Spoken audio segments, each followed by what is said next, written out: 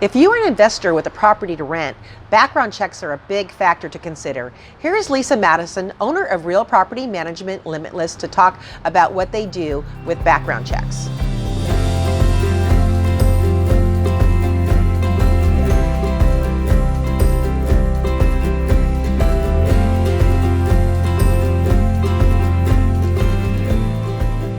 Hi everyone, I'm here with Lisa Madison. She's with RPM Property Management Limitless. She has her own property management company, and a big piece of having your home rented out is background checks and screening. Can you tell us that process? Yes, so we do a very comprehensive tenant screening process, because if you don't have the right tenant in, you're opening yourself up for vacancy, and vacancy is the biggest way that you're losing money.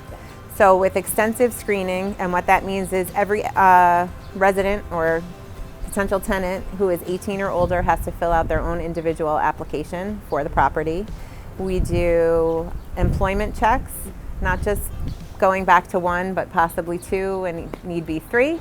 We do credit checks, we do criminal background checks, we do prior landlord checks, so we will go back to your previous landlord, possibly two, possibly three.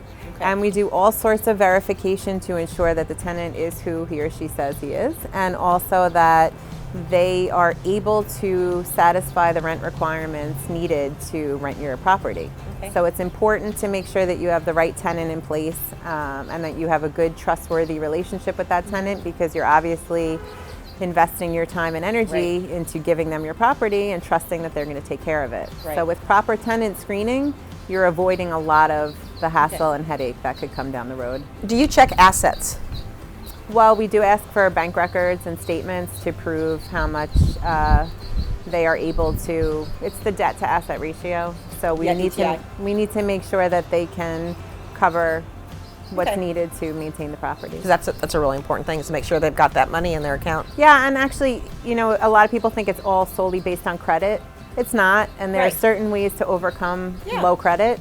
Right. It just maybe is a greater, deposit that you have to put down, or maybe you have to show 4 months rent instead of 2 or 3 months rent. Right. So there's different ratios, but it's all about having all of the information to make an educated decision when placing a tenant.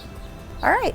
So if anybody out there is currently renting out their home and they're doing all the work themselves, maybe they are looking at renting out their home because they want to buy another piece of property, feel free to reach out to me. I think it's a great idea to sit down with someone like Lisa doing, that handles property management. There's a lot that goes into it, and she can sit down and go over with you kind of what's involved, and maybe take that headache off your hands. Thank you very much.